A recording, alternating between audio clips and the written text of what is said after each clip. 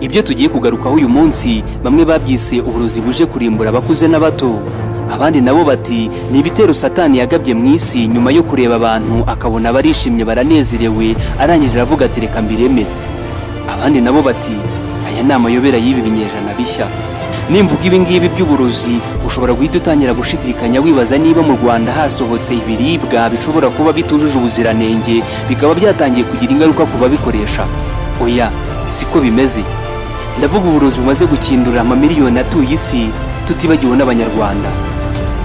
Nta mpamvu yo kugomeza kubitsinda, reka mbahishurire. Tugiye kugaruka kuri betting.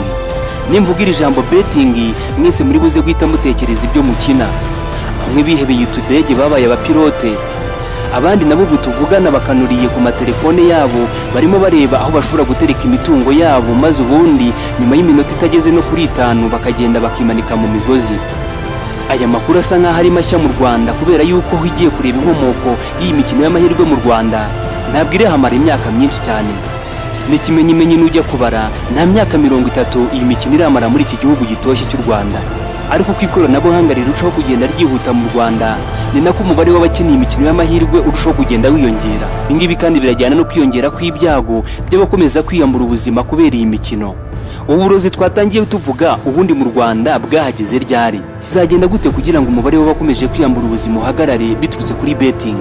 Ese mu Rwagasabo umucunguzi azava hehe uzarengera urubyiruko rutakibasha no kwigurira ipantaro biturutse kuri imikino ya betting? Reka tugaruke ku mateka ya betting iri gusa kitanditse mu Rwanda, bamwe bakaba basigaranye ibyo bakenyereyeho gusa. Nitwa Emmanuel Gatararaganza, tugiye kubana.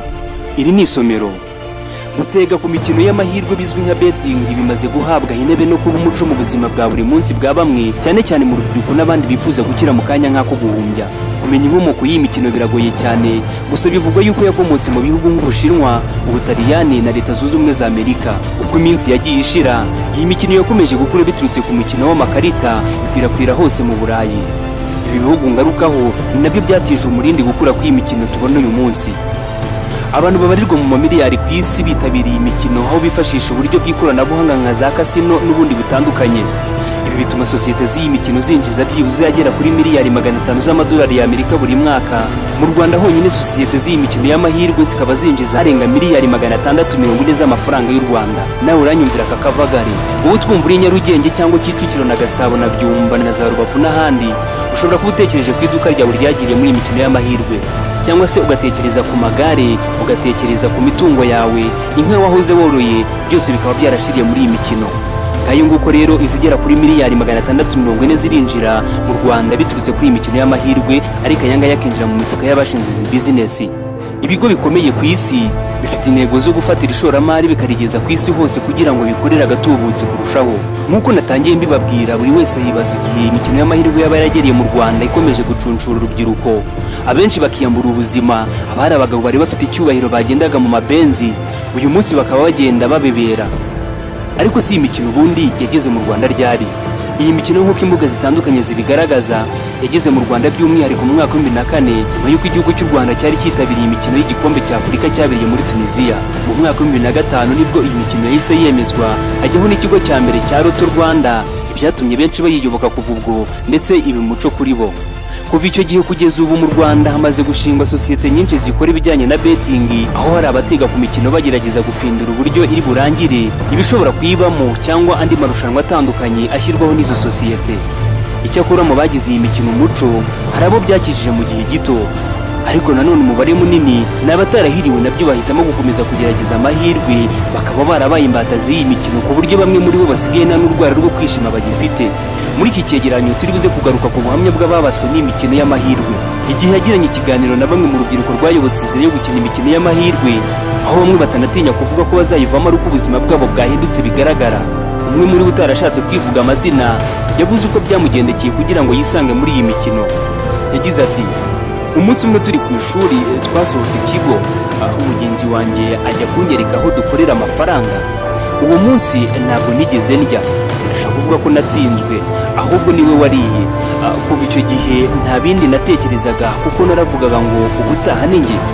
Nabashije gukina ndarya mu mwaka wa 2019, nta mafaranga twagiraga nk'abanyeshuri, ariko kuva icyo gihe amafaranga nahabwaga no mu rugo mu gukoresha ku ishuri nta kindi natekerezaga uretse betting.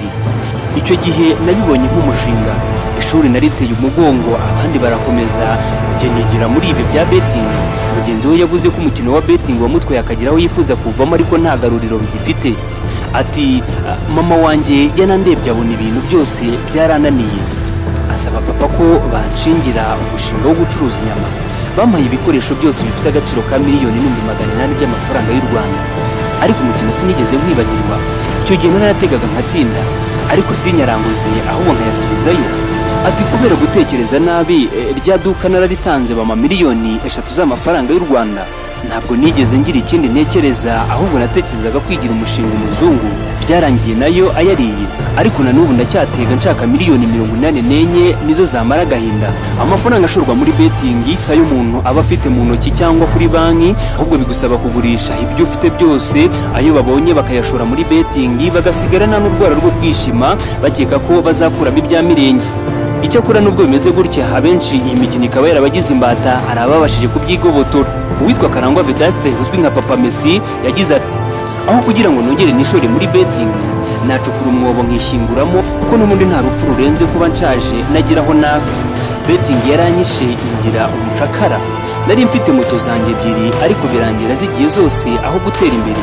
Papa Messi yakomeje agira ati iyo winjiye muri betting birangira ari ikwiyoborera kugeza nubwo wibagirwa nabo wabyaye. Nabonaga $10,000 ku munsi aho kuyaha umuryango yajyana muri betting. Si Papa Messi gusa wafashe moto ze ubundi akazishyira ku isoko akayoboka ya betting, kuko hari n'abandi bavuga ko iyo amafaranga ya betting yabuze bitabaza ibikoresho bafite mu nzu bakajya kubigurisha kugira ngo babone menshi kurushaho. Ariko si ubundi ko twakomeje kugaruka ku bya betting tugaragaza abo byagize imbata, abenshi batakigira n'urwara rwo kwishima. Ingamba mu kurwanya ababatwa na betting zo zaba ari izihe? Umuyobozi nshingwabikorwa w'ishyirahamwe ry'abakora ibijyanye n'imikino y'amahirwe mu Rwanda, Mushimiyimana Jean Claude, avuga ko kuva mu bubata bw'ibyo bikorwa bigirwamo uruhare rwa mbere na nyir'ubwite, ariko n'inzego zibishinzwe zikabikurikiranira hafi. Ati iyo ari inyangamugayo araza akabitubwira, akatubwira ati bivamo byarananiye muzance kuri iyi mikino y'amahirwe. Ikindi kandi n'uwo bashakanye cyangwa undi umufite ububasha mu mategeko ashobora kubimusabira. Mushimire yavuze kandi ko gufasha bene aba bantu ari ukureba amafaranga umuntu ashyiraho buri munsi. Ati turareba tukabona ko umuntu ari kuba imbata, ikindi rero cyiza ari ukwigisha. Ariko se birashoboka yuko uwabaye imbata n'imikino y'amahirwe ashobora kubigobotora? Abahanga mu guhangana n'indwara zo mu mutwe bagaragaza uburyo butandukanye mu guhangana n'ibyago byo kubatwa no gutega ku mikino y'amahirwe. Muri ubwo buryo harimo kuganiriza abaganga bo mu mutwe icyo kibazo, kugabanya incuruga n'ibikorwa by'imikino y'amahirwe, kwita ku mategeko n'amabwiriza agenga gutega no gukorana n'ibigo byo gutega ku mahirwe byemewe n'amategeko.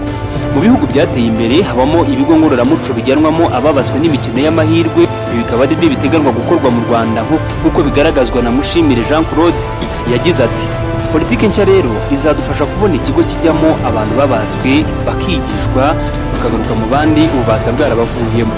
Kugeza ubu ikigo gihari nicyo mu karere kiba mu gihugu cya Kenya. Urwego rw'igihugu rw'iterambere RDB rwashyizeho amategeko mashya agenga imisoro ku mikino y'amahirwe kugira ngo ruhangane n'iki kibazo kiri gutuma urubyiruko rwinshi rwangara. U Rwanda rufite intego z'uko mu mwaka wa 2027 ruzaba rwaramaze gushyira ku murongo imiterere y'imikino y'amahirwe ndetse n'umusaruro uyivuyemo ukazajya wiyongeraho 5.7% buri mwaka. Mu mwaka wa 2030 kandi ikigero cy'ababatwa n'imikino y'amahirwe kigomba kuba cyaragabanutse ku kigero cya 60%.